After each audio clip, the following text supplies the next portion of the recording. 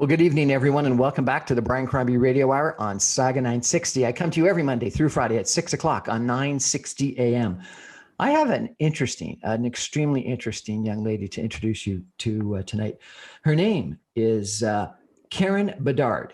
Karine is a empowerment and sex-positive relationship coach and an expert on ethical non-monogamy, as seen in Pure Wow. Her mission is to help individuals and couples break free from societal and religious programming to live authentically, she says. She is normalizing ethical non-monogamy, in other words, open relationships, so that others can finally have choices about what kinds of relationships they want to design for themselves.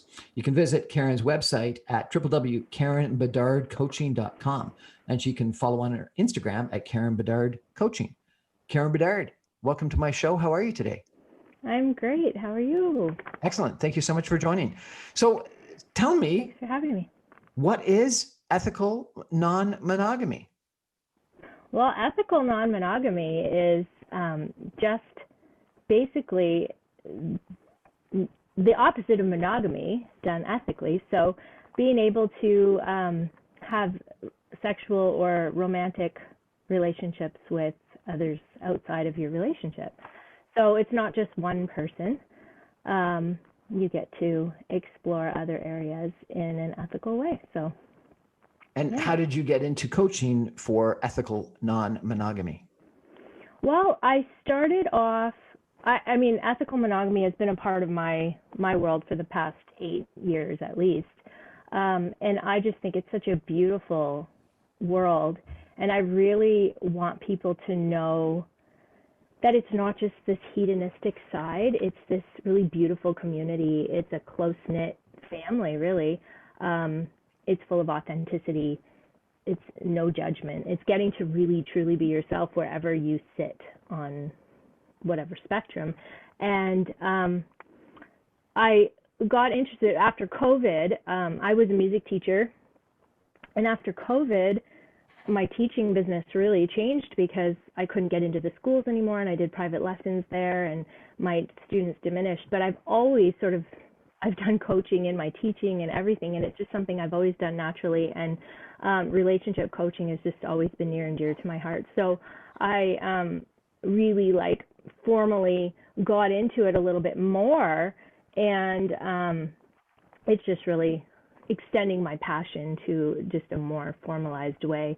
And then the ethical non-monogamy part is just the platform that's so passionate to me. And I decided, you know what, I'm just going to come out and just be open about it. And I want others to be able to be open about it too. So that's really important to me. So, in your intro that you sent to me, you talked about breaking free from societal and religious programming, such that you can live authentically. Do you think that we all in society are captured by these religious and societal programmings? I think it shapes our culture so much, and we don't even realize the undertones, right? Even if you're not religious, there's real marriage is one person alone. Marriage is forever. Sex is stigmatized. Sex is shameful, and there's a lot of guilt around sexuality, especially if you break out of the norm. If you're just one person, if you are actually doing sex in sort of the way that is prescribed, then it's okay. We don't talk about it too much. We don't really like to explore that too much, and it's not okay to talk about it in public circles and things like that, right? It's kind of hush hush. Sort of don't think about a music teacher telling me about sex. I have to be frank. Yeah. So, and the thing is, it can be such a normal conversation because sexuality, you can't tell me that there's anybody out there that just that's not a part of them at all. There's asexual people who don't really think about that or whatever, but sexuality is just a part of who we are in so many cultures. And so, in religious circles, what better way to keep people in line than to tell them, don't do this thing, don't think about it. It's the one thing that everybody thinks about and wants to think about, and it's the one thing that's off limits. So, And you think that we're not living, or a lot of people aren't living authentically? I think so. I think a lot of people are afraid to live authentically. I think they're afraid to be themselves, stand up for themselves. I think that culture and as a society, we kind of do what we're told to do, right? Like we kind of conform to the society. I mean, we're tribal people, we're societal people, and we like to form groups and belong and things like that. So I think as a general rule, we try to fit in however we can. And if that means don't go against the flow and don't be different, let's not talk about the things we're not supposed to talk about. We'll stick to whatever. That's how. We're chatting tonight with Karine Bedard about ethical non-monogamy. She's an empowerment and sex-positive relationship coach. We're going to take a break for some messages and come back more with Karine in just a minute. Stay with us. Interesting conversation.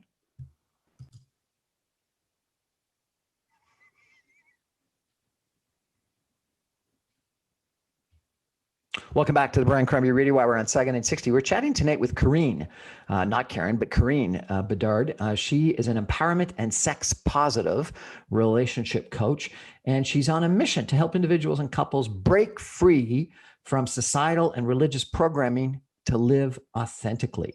She's trying to normalize ethical non-monogamy. Sounds kind of interesting, which is another word for open relationships. Karine, what you said in what you sent me is that there's different forms of ethical non-monogamy or open relationships. What are the different forms that we should understand? Well, I like to think of ethical non-monogamy as a spectrum. So on one end, you have sort of swingers. I'm sure you've heard of that, swinging and the life. So swingers and lifestylers are often the same. They use the same word interchangeably. And then the other spectrum is polyamory. And swinging is definitely more about the sort of sexual aspect of things. And polyamory is more about the emotional connections between people.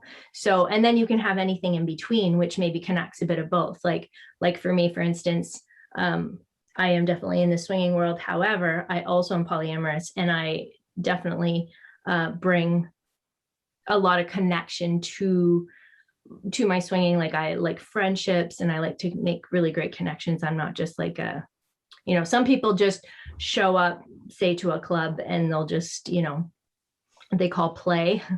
They'll play, have sexual interactions with people or connect and flirt and all that kind of stuff, but then they might never see them again, and that's okay for them. For me, I like to build my tribe of people, and I just really enjoy the friendships that I build. So for me, I don't even need to play in order to have a great time with my friends, like it's just like being with people that really are on the same page that I can be completely myself with and authentic with. So, yeah. But everyone has friend groups. This is a friend group that has sex together. Yes, it's a group that has no shame or judgment. And everybody has like different places that they need to belong. So this is certainly not for everyone.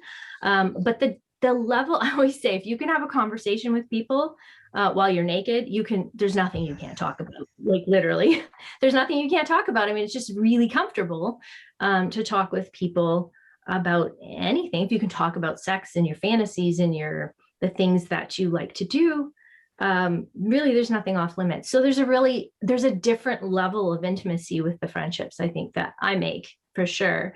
And just the fact that I can be myself. I don't have to filter. I don't have to think about, oh, is this appropriate or is this not appropriate? And that for me is really, especially being ADHD, it's a great equalizer, because I don't have to worry about saying the wrong thing or, that kind of thing. How'd you get into this? No, that's a really long story, but very short version is, I grew up very religious. I went to Bible school. And then my husband and I, he did a lot of research. Anyways, we ended up deconverting from our faith and just kind of rebuilding our worldview from the ground up. And part of my journey was listening to the worst of the worst, because in church, I was told that, people who like sex or think about it or whatever, they're the worst of the worst, because sex is only for marriage and it's between a married couple and you never talk about it really. So I started listening to Playboy 24/7 pretty much, just to see. And what I discovered is like, whoa, these are my people. They're authentic. They're real. They were intelligent. They had amazing conversations. They knew what they wanted in life. There was just a real depth to them that I never thought I would find. And they truly loved each other, and they loved what they did, and they loved who they were. Like, it was just incredible. And so it just kind of got me on a journey of like, okay, well, if this is what I've been told about them and this doesn't seem to be true, what else? And so I came across a show called Swing by Michael and Holly. And they just kind of opened my eyes to the depth of the relationship that they had, the fact that they could just talk about their experiences. She was bisexual, and she used to be Mormon, and she had been married before. Anyways, they were married, and he was just allowing her to explore her sexuality and all that within their marriage. And I just thought it was so beautiful. And the fact that they just rejoiced about each other's joys and stuff. I just thought it was such a beautiful, beautiful way to do relationships and marriage. And I had never heard of this before. So I just kind of started exploring things. And over the years, And this is something that you and your husband did together? Mm-hmm. Really? Mm-hmm. Yeah. Oh yeah. Yeah. It was just a really great experience. We got to know ourselves in a different way. I got to know who I was in a different way. He got to find out who he was in a different way. So yeah, it's just it's a very empowering world, I have to say, especially if you have the tools to navigate it correctly, because it's not for everyone, right? Like, what are the tools to navigate it correctly? A husband or a spouse or a partner that is obviously okay with it all and supportive? Yes. And it starts with the conversations, right? And having the communication tools to really be able to have clear, open communication regarding, your desires, first of all, and be able to discuss fantasies with each other and things like that. Like, if those kinds of conversations are off limits, this is not. You would think in a lot of couples, if someone says they want to have sex with someone outside of the marriage, that would sort of be the end of things. Yeah, it would be a lot of times. And that's definitely usually not your leading question or your leading statement. Hey, I want to have sex with other people. But it would be more like, hey, what are your thoughts about, like, is sex only between one man and one woman? Like, and why? And start to be curious about why that would be, or, why we think that. Is that a programming that we have, or is it something that's actually true? And why is it true? And how does it affect people? And then start researching how it actually affects people and things like that. And that's what we did. We just kind of like started listening to podcasts and hearing people's perspectives and the things that they did, and going, oh, wow, that's kind of crazy, Do you obviously think that it's not necessarily natural for the one man, one woman, that more natural is something different? Is that what and it's therefore religion and society that's forced us into this paradigm? I think so. And like, there's a book called Sex at Dawn. I think his name is Chris Ryan. And I remember listening to that podcast and being just really like back in the beginning of my journey, right? Just being really surprised with the fact that most of the animal kingdom is not monogamous. And we have this concept that is how we are. But I don't think it's any accident that there's so many marriages like falling apart, and that the cheating is so rampant. Like, and if you think of like, even in biblical culture, like way back in the Old Testament, I mean, there's even some in the New Testament, but the Old Testament, I mean, King Solomon had like 700 concubines and 300 wives. Like, that tells you something that, like, how come all of a sudden it's just one man and one woman? And I think a lot of that was just cultural. Like, there wasn't paternity testing back then. There wasn't. The only way to be able to know what children were yours is to keep one man to one woman, or one man to many women, and he'd know who his children were, right? And because women and children were property, right? So it's a very different time now. And I think we've still hung on to sort of these things just come across culturally, right? And it's a societal and cultural programming. And so, I mean, again, you have to unpack what it is that you believe and why, and I think sometimes we hold on to things we don't understand why. Right. And so it's society or it's religion that has created this paradigm. Now, you said that there's different forms of ethical non-monogamy or the relationships. Tell me what those different forms are. So I had mentioned that swinging is one of them, right? On one spectrum. And then the other spectrum would be polyamory. So, right. And in polyamory, I think people would understand swinging. You go into a club or something like that. And in polyamory, is it a long-term relationship or a short-term relationship, or is it two couples, or is it a couple and a man and a couple and a woman? Tell me what that is. That's a really, really great question, Brian, because it can be actually all of those things, right? Like I've been in a quad situation where it's like, the couples, a couple and a couple where, we connect really well and have a loving relationship. And that can be for years, So I have been in a relationship for 4 years with my other partner, right? So, I mean, it can be. Sorry, hold on a second. So this is you and your husband in a relationship with another couple, and you call them your partner. Mm-hmm. Mm-hmm. Yeah, it's just in polyamory, you're able to. One thing I love about it is that every friendship, every relationship can kind of develop to its natural have a natural progression, right? Like you don't have to put limits on, oh, that's okay, well, now we're not friends anymore, that crosses the line, or this or that.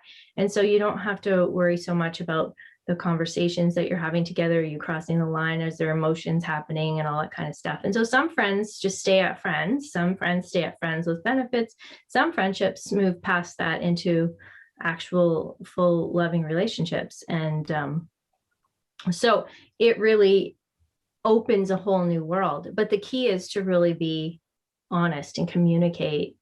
Everybody is in the know, and one of the rules is you go at the pace of the slowest person, right? Like, so whoever is struggling the most, you kind of make sure that they're feeling comfortable. And it's about respect. I mean, really deep down, it's so respectful.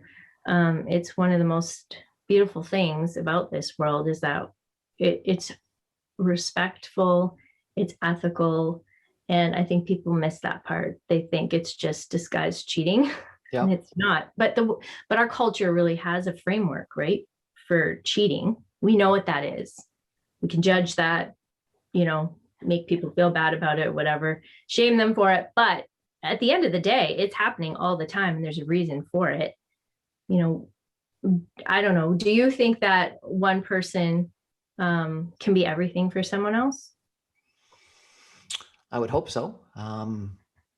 But I don't know. I haven't found it. So, I mean, I think a lot of people have that mentality, right? Like, this is a societal, you'll find your soulmate and they'll be everything to you. But that, I think, is really false. And I think that's one of the reasons why relationships are so difficult in our culture, right? Because we have this idea that someone is going to fulfill our every need, when first of all, we should be able to fulfill our needs first, love ourselves, and know what it is that we want, and then decide kind of what our non-negotiable needs are when we go into a relationship. And that person gets to be themselves, and they might not be everything to you, and that's okay. And the beauty of ethical, go ahead. You're getting something from someone else. So like, explain this relationship, if you could, for a minute. So that there's two couples, you're in a 4-year relationship. Do you double date? Do you go out with the other guy, or do you go out with the other girl, or like, explain the situation to me? Yeah. So some people do that. In our situation, I was dating the other guy and my husband was dating the other woman. So, and they're now, backtrack a little bit, but my husband and I decided that we just weren't great for each other. We've been together 24 years. And we decided that to be authentic to ourselves, we realized we got married on very different parameters, right? Like different reasons for getting married in Bible school and things like that. And we've been good for each other, but we've never understood each other very well and things like that. And so we just decided that it was best for us to kind of go our separate ways in a way. But we've actually stayed with our other couple. So I'm still with my other partner and he's with the other partner. So I guess we've essentially swapped. But again, it was the same situation. And are they still together? Pardon? Are they still together? Yeah. Or who, the other couple? Yeah. No, they aren't either. But again, it was the same situation where it just, they were so very different. And I think there's a philosophy of like, marriage is forever. And I really hung on to that for a long time. But I think that sometimes that can be unhealthy, right? Because just because someone is not good for us anymore, like I'm in my late 40s now, and I was married at 22, right? So that's a very different person then. And I've grown and become such a different person. So has my husband. And so I think that it's okay to say, like people are in our lives for a certain purpose, for a certain reason, but to say forever sometimes creates an unnecessary, I'm going to say an unnecessary void, only because we want different things in life and we're moving towards different goals a lot of times. And sometimes we just grow up together and we're there for a time. And I wouldn't trade that for anything. But you're no longer with your husband? No, but we've consciously uncoupled. Consciously uncoupled. Yeah. So which means that we still get along fine. We still have children together. And, like and are you married to this new guy? No. And yet you see this new guy and you have for a long period of time, and you still see other people as well. Yeah, sometimes. Yeah. So we've been together in a long-term polyamorous relationship or in a short-term type of situation? What, other people, you mean? Yeah. Yeah, I mean, there's other people that are, I would say, more loosely in my life. Like I love them. We have a great time together, but like, time is limited, right? So like I'm a full-time mom. I have 3 teenage kids. I have my own business. I have a partner that I love dearly that I invest most of my time with, and we live 2 hours apart. So it's like a lot of commuting and stuff. So that takes a lot of my time, but it doesn't mean I don't have relationships with other people as well. And I have beautiful relationships with them. They also know my partner, and we all have a great time together, a great relationship together. So for me, that's really important. Like, so I get to decide. I'm not just going to meet anybody. If I'm going to include someone in my life, I need to make sure that they fit the things that I desire, right? So are they okay? And your partner is doing the same thing, I presume. Mm-hmm. Yeah. So, and the thing is, at this point in his life, he's not necessarily with other partners, but there's a lot going on, and that's just not where he's at right now. But it doesn't mean that he won't, and he hasn't in the past, right? So that's the thing, is like, it's flexible and there's no like hard and fast rules. We're having a fascinating conversation about ethical non-monogamy with Karine Bedard, who runs Karine Bedard Coaching. She's a empowerment and sex positive relationship coach. We're going to take a break for some messages and come back more with Karine in just a minute. Stay with us.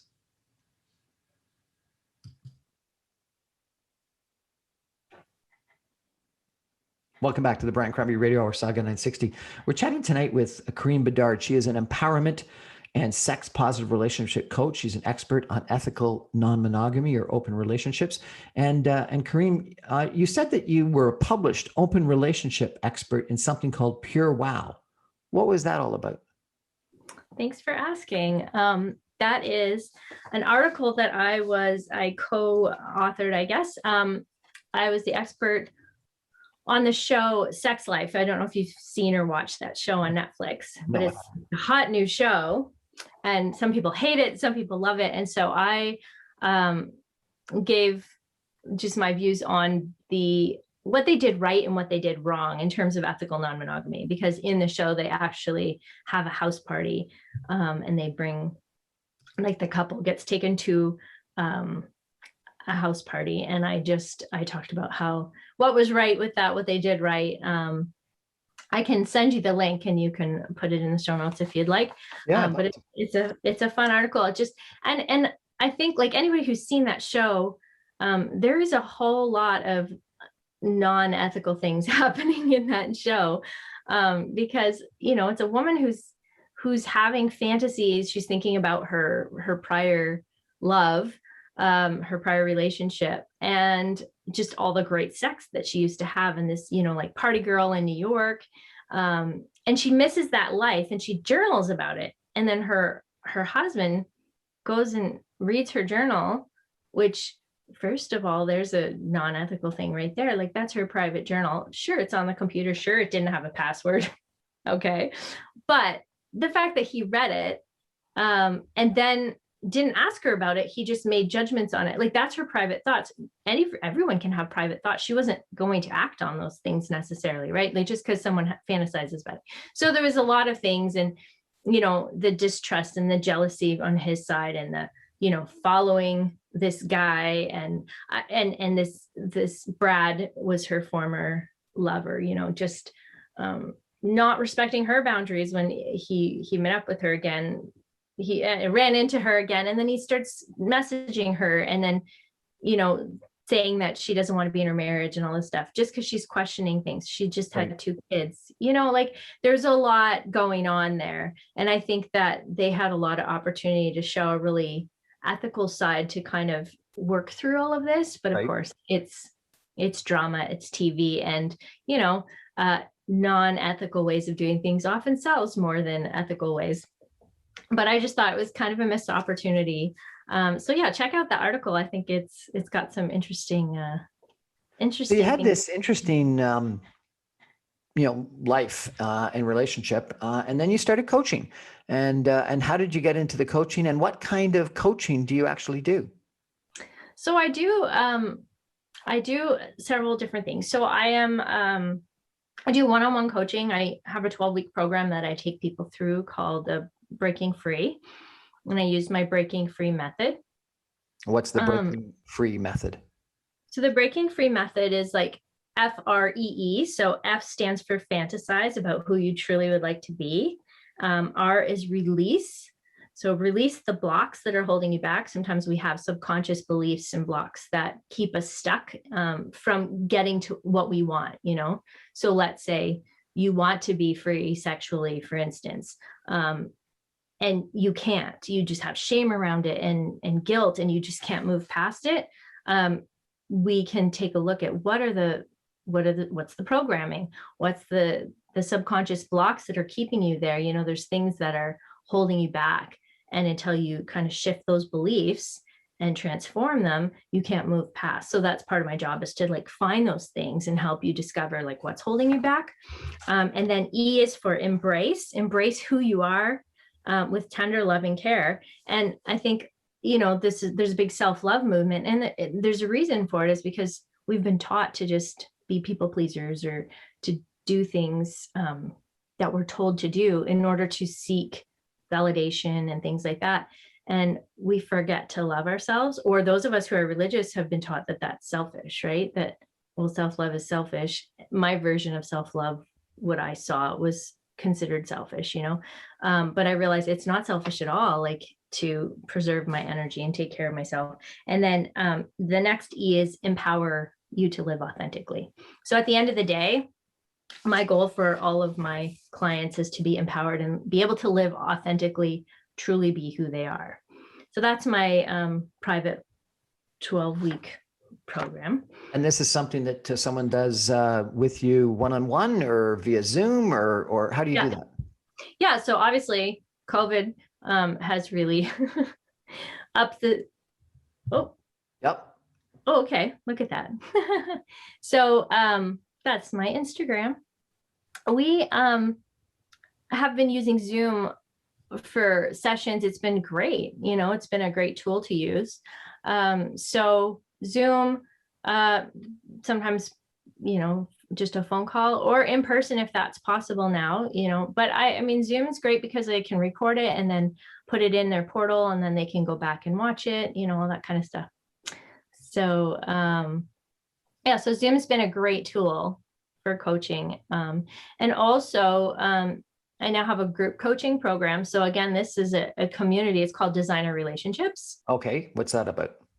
So, like I'm talking about, like we all have a relationship structure that's kind of been pre-approved by society, right? Monogamy.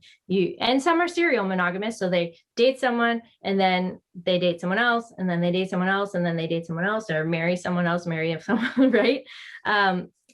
So I think that a lot of us, like I was always that person who, when I saw a movie where a woman had to choose, between the two guys and make a choice by the end. Like I was devastated. Why did you have to choose? Right. Like why can't you love both of them? And I know that I'm not the only one out there like that, obviously, because there's many polyamorous people or swingers or things like that. So I think that getting to design your own relationship that suits you and your needs and what you'd like to do once you've figured out who you really are and what your desires are, I think is a beautiful thing. So this program really takes you through this process of like getting to, I'd say, up level your relationship or take it to a new level. So how do you do this? You sit down with a couple and do what? So it's a group program. So there's like 12 modules. So I have a lot of tools and worksheets and training on different things like just getting clarity on what you want, who you are, what your blocks are, those kinds of things. And then tools like what's your attachment style? What are your love languages? How do you communicate? Like what makes you feel loved? What kind of needs do you have in a relationship? Who. Isn't this what a lot of relationship coaches do with actual couples? Probably. Yeah. And again, I've taken like my breaking free method and I've expanded that because it's just a methodology that is so powerful. I find this is for everyone, or is there just a certain segment of society, or what's your sense? I don't think it's for everyone because you really have to be able to look inside and figure out like what are your fears? Like what comes up for you? What are the, like what holds you back? Like fear of abandonment, fear of not being enough, all those kinds of things are so ingrained in us and they affect us in relationships, like a lot of people end up being needy or, dismissive or, avoidant personalities. And that all comes from like childhood wounds often, our parent, attachments with our parents and things like that. So I unpack a little bit of that. So you can kind of get a sense as to why you do what you do or why you react the way that you react. So polygamy is illegal in Canada. Polygamy is marriage between more than one person. Why is polyamorous relationships something you encourage and okay if polygamy is illegal, or is making polygamy illegal wrong? I don't think, well, polygamy in the sense of like, say, like usually when we think about polygamy in our culture, it would be like sort of the Mormons having more than one wife and things like that. And sometimes that is very like, it's not very positive for women in a lot of ways. They're treated like property. They don't have rights, all that kind of stuff. So in that sense, I think that that's not very healthy. Polyamory is a very equal type situation, right? And there are situations where polyamory is, legal marriages can be in different states. And I'm not sure about Canada yet, but I know that there are situations now in the court where a throuple, so three people in a relationship, a throuple. A throuple. Okay, never heard about that. Okay. A throuple. They can now adopt children, or they have all three of them have the same rights. Mm-hmm. And so I was talking with a lawyer recently, and just that's one of the things that they would like to see is that, polyamory, people in polyamory relationships, that it can be seen as equal. But again, we're far from that. I would just be happy right now if just to start to normalize the conversation about it, so people don't go, what? You're what? that's so wrong, and Some people think that a lot of polyamorous relationships include bisexuality. I guess you're saying you haven't mentioned that at all. So that's not the case. I'm not bisexual. So for me, that doesn't apply. But yes, a lot of polyamorous people. And I think a lot of people get into it that way, into swinging or polyamory, because say the wife is bisexual and she'd like to be with other women, but also wants to be with her man, doesn't want to sacrifice her man. And I think that we forget that, like, we are told that we can have multiple children and love multiple children, but all of a sudden, when it comes to relationships, we don't have the capacity to love more than one. And I'd like to challenge that, because I have 3 children and I love them all very differently. And just because I had another child didn't affect my love for them. And on the same token, when I was married, I loved my husband very much. And just because I was dating someone else or loving someone else didn't change my love for them. So it was in the end, because in the end, you went your separate ways. It didn't change my love for them. It didn't change my love for them, but we just had different views. And also, a relationship takes 2. So some people are not as polyamorous as others. I have a huge ability to connect to people. That's what gives me life. My husband is much more, like, one relationship is a lot for him, so more than one relationship this isn't for everybody. No, it's not. And that's why you have to get clear on what it is that you desire and what you love and what lights you up, like, don't just do it for other people. But it can be such a beautiful, exciting thing in a relationship if it's done right.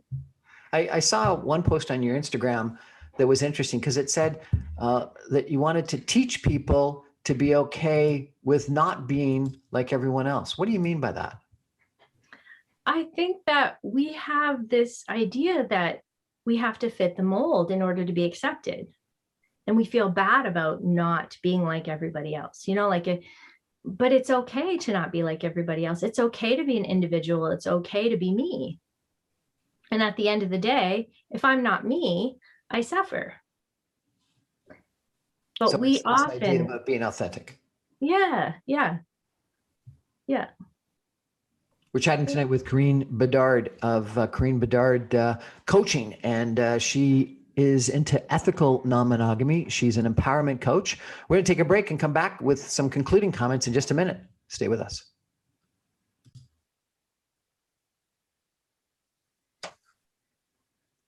Welcome back to the Brian Crombie Radio Hour on Saga 960. We're chatting tonight with Karine Bedard. She is an empowerment and sex positive relationship coach and an expert on ethical non-monogamy. She's been seen in something called Pure Wow, where she was talking about a very popular Netflix show and their non-ethical and ethical monogamy. Who gets into all of this? And you've talked a little bit, Karine, about swinging versus about polyamory. Are there different people that get into swinging versus polyamorous relationships? And is that for everybody, or no? Some people are swingers and some people are polyamorous. Definitely. Different people are in both. I happen to be in both, but that's not often the case. Swingers often look down on polyamorous because they mix emotion, with sex and outside of the relationship. And polyamorous say swingers are just all about the sex. So in the swinging world, it's very much the couple focus, like your couple is your primary couple, it's your relationship is sacred kind of thing. And swinging allows you to experience other things, either sexually or, have other fantasies come to life, but more along the sexual side of things. And so that, again, there's not this mixing of emotions. So most pure swingers would come into that world knowing that they are the couple, they are the primary, and they have fun together with others, and then you can start to explore like people who play separately or things like that. So there's like play separately. Yeah. So You said you had a service, you have a coaching service about this as well? yeah. So a lot of people that get into that are like lawyers and business people, people that are kind of afraid to go discover this world, because what happens if, if it goes badly or things like that. You've got soccer moms and neighbors and all that kind of stuff. There's all different kinds of people you would never think are in this world, are completely in this world, and they're amazing people. So if you're someone who is curious about this world, if you've talked about it with your spouse or your partner and you just don't know which way to go, that is something I love to help with. So to work with people that are curious, find out if their relationship is solid enough to enter this world and stay, right? Stay strong and know that, they can navigate it.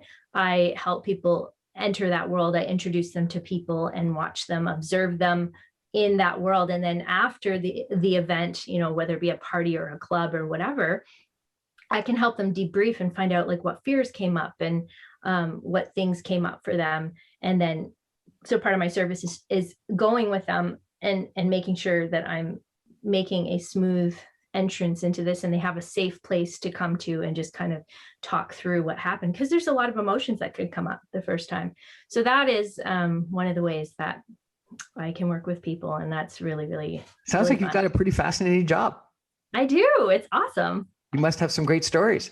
I do. You must have some great stories doing your job too. You look like you love it. So I meet some interesting people, and you're certainly one of them. That's for sure. You've got a manifesto that you wanted to tell us about. Yeah, I think it just sums a little bit up of what I stand for and what I love. So I stand for truth and authenticity in every area of my life. The ability to be honest and vulnerable is a gift that I give to others. The ability to be present with them and see them for who they are and for all the potential that they have to offer. I stand for fearless living and breaking free, being empowered and living simply, because life does not have to be as complicated as we make it out to be. There's enough stress in our world. I want people to stand up and step out of the boxes while being kind and honoring themselves and those around them. So I want people to have choices. Fantastic. Karine Bedard, if people want to check you out, maybe access your services or just, check you out, how do they best do that? So you can visit my website at www.karine, Karine, Bedard, Bedard, coaching.com. And you can visit me at Instagram, the same, at Karine Bedard Coaching. On either one, you can go to my bio on Instagram and read that article there, or you can, join my private Facebook group as well called Breaking Free to Be Authentically Me. So Karine Bedard, empowerment coach, sex positive coach. Thank you so much for joining us and telling us a little bit about ethical monogamy, non-monogamy, ethical non-monogamy. I really appreciate it. It's been an interesting conversation. Thank you so much. Well, you're so welcome. Thank you so much for having me. I appreciate it. Well, that's our show for tonight. I'm on every Monday through Friday at 6 o'clock on 960 AM. You can stream me online at www.saga960am.ca.